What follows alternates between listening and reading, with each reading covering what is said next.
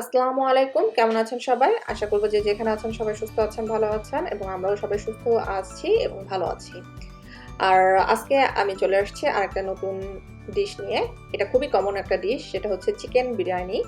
আর আজকে আমি চিকেন বিরিয়ানিটা আমি আমার মতন করে রান্না করেছি। অনেকেই অনেকভাবে করে রান্না করে। তবে আমার রান্নাটা দেখবেন, যদি ব্যতিক্রম মনে হয় তবে অবশ্যই ট্রাই করবেন।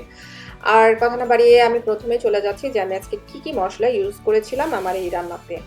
তো আমার এই রান্নার জন্য আমি প্রথমে একটা আলাদা মসলা তৈরি করে নিচ্ছি। সেখানে আমি যা নিয়েছিলাম সেগুলোর ভিতরে ছিল এলাচ, দারচিনি, জয়ফল, জয়ত্রী, কিছুটা কাজু বাদাম এবং ছিল শাহি জিরা, আর ছিল কিশমিশ এবং কিছুটা ড্রাই ফ্রুটস। তো কিশমিশের পরিমাণটা এখানে বেশি ছিল, আর ড্রাই ফ্রুটস অল্প কিছু ড্রাই ফ্রুটস আমি নিয়েছিলাম। সবগুলো মিক্সড করা ছিল। তো এই যে উপকরণগুলো নিয়েছি, এগুলো সবগুলোকে আমি প্রথমে ব্লেন্ড করে নেব। আচ্ছা, আমি তো ভুলে গিয়েছিলাম, আমি কিন্তু সাথে পোস্তদানাও অ্যাড করেছিলাম। তো সবগুলো মশলাকে আমি প্রথমে আলাদা করে ব্লেন্ড করে নিচ্ছি, কারণ পরবর্তীতে ঝামেলাটা কম হবে, আমার রান্নাটাও সোজা হয়ে যাবে তৈরি করতে।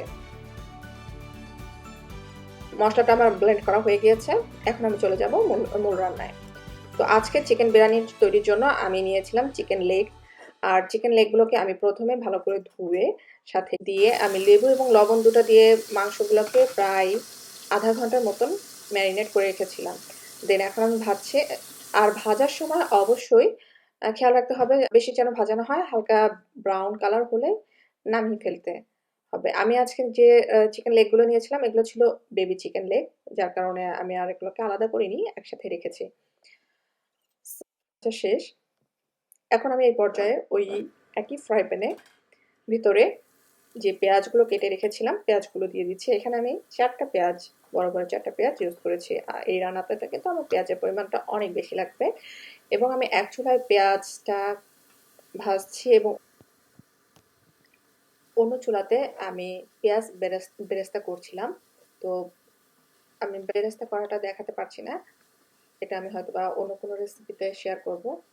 আর এ পর্যায়ে আমি যে পেঁয়াজগুলোকে রান্নার জন্য তৈরি করছিলাম সেই পেঁয়াজের ভেতরে আমি কিছুটা পরিমাণে লবণ দিয়েছি, যাতে পেঁয়াজটা খুব দ্রুত সিদ্ধ হয়ে যায়। আর কিছুটা পানি দিব যেন পেঁয়াজগুলো পুড়ে না যায়।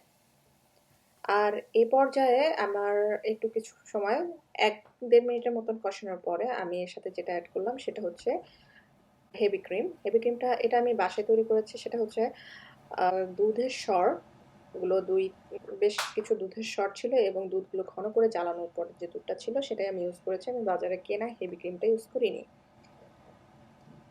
আর চাইলে এখানে বাজারে কেনা হেভি ক্রিমটাও ইউজ করা যায়। যেহেতু আমার বাসায় ছিল আমি এটা ইউজ করেছি। আর দিচ্ছি আমি টমেটো সস। টমেটো সসটা না দিয়ে কিন্তু ফ্রেশ টমেটোটাও আমরা এখানে ইউজ করতে পারি। আমি টমেটো সসটা ছিল যার কারণে আমি এটাই দিয়ে দিলাম। আর এ পর্যায়ে আমি আরেকটু কষিয়ে নেব মশলাটাকে। ভালো করে কষিয়ে নিতে হবে। যখন দেখবো যে একটু তেল তেল বের হয়ে আসছে মশলা থেকে, দেন আমি এখানে অ্যাড করে দিলাম একটা লেবুর অর্ধেক রস। আমি এখানে অ্যাড করে দিচ্ছি।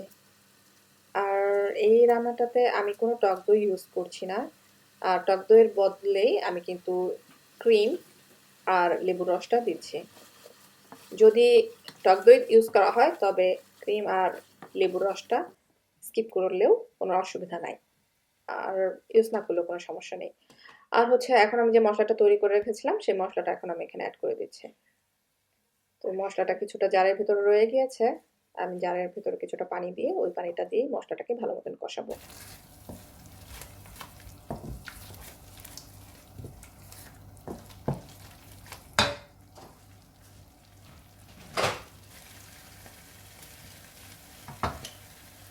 এই পর্যায়ে আমি কিছুটা পরিমাণে বিরিয়ানি মশলা, প্যাকেট বাজারে কেনা যে বিরিয়ানি মশলাগুলো পাওয়া যায় সেই মশলাগুলো দিচ্ছি, কিন্তু তার পরিমাণটা খুবই সামান্য। স্মেলটা সুন্দর আসার জন্য দিচ্ছি। আর এখানে আমি 2 চা চামচ পরিমাণে মশলাটা ইউজ করেছিলাম। আর স্বাদটা তো লবণ এবং ঝালের পরিমাণটা অবশ্যই এটা যার যার কাছে। আমার মশলাগুলো থেকে কিছুটা পরিমাণে তেল বের হয়ে আসছে, তো আমি এখন যে চিকেনগুলো ভেজে রেখেছিলাম সেগুলো এখন দিয়ে দিব। আর এ পর্যায়ে দিয়ে আর এবার ভালো করে মশলাগুলো যেন প্রতিটা মাংসের সাথে ভালো মতো মিশে যায় সেটাকে খেয়াল রাখতে হবে, দিয়ে ভালো করে নাড়াচাড়া করতে হবে। আর অন্য চুলায় আমি অবশ্য পানি গরম করতে দিয়েছি, সেটা হচ্ছে ভাত রান্না করবো, যে রাইসটা তৈরি করবো, রাইস রান্নার জন্য পানি গরম করতে দিয়েছি। পানির ভেতরে আমি তেজপাতা, দারচিনি, কিছুটা লবঙ্গ, কয়েকটা লবঙ্গ, আর দিয়ে দিচ্ছি কিছু পরিমাণে শাহি জিরা এবং বাটার। আর বাটারটা আমি এখানে বাটারটা দিচ্ছি, বাটারের পরিবর্তে ঘিও ইউজ করা যায়, কোনো সমস্যা নাই। তো এগুলো দেওয়ার পর পানিটা একটু গরম হতে হবে, গরমের জন্য অপেক্ষা করব। আর অন্যদিকে আমি চাল 3 কাপ পরিমাণে চাল নিয়েছি, সেই চালটাকে আগে থেকে আমি ধুয়ে রেখেছি, ধুয়ে পানি ঝরিয়ে নিয়েছি। আমার পানিটা গরম হয়ে গেছে, দেন আমি ধোয়া চালগুলো এখন পানির ভিতরে দিয়ে দিলাম, দিয়ে কিছুক্ষণ অপেক্ষা করার পালা কখন ভাতটা তৈরি হবে। তবে এক্ষেত্রে অবশ্যই মনে রাখতে হবে ভাত যেন বেশি নরম না হয়ে যায়, আবার বেশি শক্তও না থাকে। আর এই পর্যায়ের কাজটা কিন্তু বেশ দ্রুত করতে হয়। তো আমার সেই সময়ের জন্য কিছু সময়ের জন্য অপেক্ষা করতে। আর ভাতটা আমার হয়ে গেছে, এখন আমি ভাতটা একটা জালিতে ঢেলে নিচ্ছি। সো এই পর্যায়ে কিন্তু খুব দ্রুত কাজগুলো করতে হবে। আমি ভাতগুলোকে এখন আর মাংসগুলোকে লেয়ার করে সাজিয়ে দেব। প্রথমে ভাত নিয়েছি এবং মাংসগুলো আর মাংসের যে মশলাগুলো ছিল সেগুলো দিয়েও দিচ্ছি। আর এ পর্যায়ে তার উপর আমি দিয়ে দিব যে বেরেস্তাগুলো তৈরি করে রেখেছিলাম, সেই বেরেস্তাগুলো।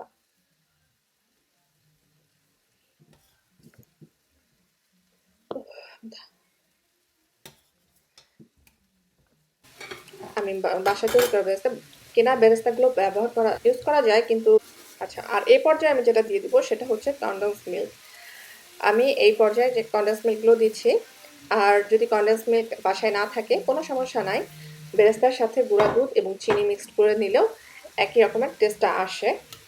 তো আমি কনডেন্স মিল্কটা ইউজ করছি। আচ্ছা, আর সাথে যদি বাদাম এবং কিশমিশ ইউজ করতে চান তো করতে পারেন, বাট আমি যেহেতু বাদাম আর কিশমিশটা দুটোই আগে দিয়েছি ব্লেন্ড করে মশলার ভিতরে, তো আমি এটা আর এক্সট্রা করে ইউজ করলাম না। আর কাঁচামরিচটা দিয়ে দিচ্ছি, কাঁচামরিচটা তো একটু ঝাল ঝাল লাগতে হবে। আর কাঁচামরিচটা যাদের পছন্দ হবে না তারা খাবে না দিলেও হয়, কিন্তু আমার কাছে একটু ঝালটা তো আমি আগে দিইনি, ইউজ করা হয়নি, সো এখন দিচ্ছি। আর আমার যে মাংসগুলো ছিল, মাংসগুলোর পরিমাণ এবং চালের পরিমাণ সব কিছু মিলে আমার 2টা মাত্র লেয়ার হয়েছে, 2 লেয়ারে শেষ। আর এ পর্যায়ে যা যা ছিল সব কিছু দিয়ে সুন্দর করে লেয়ার করেছি। করার পরে যে বাদ বাকি বেরেস্তাগুলো ছিল সেই বেরেস্তাগুলো দিয়ে দিচ্ছি, আর একইভাবে কনডেন্স মিল্কগুলো দিয়ে দিচ্ছি।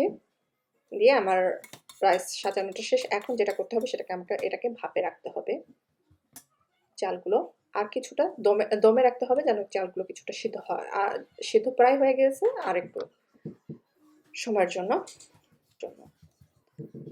আর আরেকটা কাজ করেছি সেটা হচ্ছে কেওড়া জলের ভিতরে রেড ফুড কালার অ্যাড করে নিয়েছি।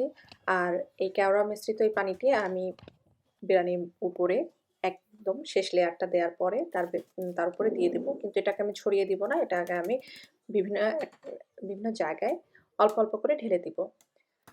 সো আমার বিরিয়ানির প্রসেসিংটা সম্পূর্ণ কমপ্লিট হয়ে গেছে এবং বাকি যে বেরেস্তাগুলো ছিল আমি সেই বেরেস্তাগুলোকে এখন একেবারে উপরে দিয়ে দিব, ছড়িয়ে দিব। দেন এটাকে আমি দমে রাখবো বা ভাপে যাই বলি না কেন রেখে দিব।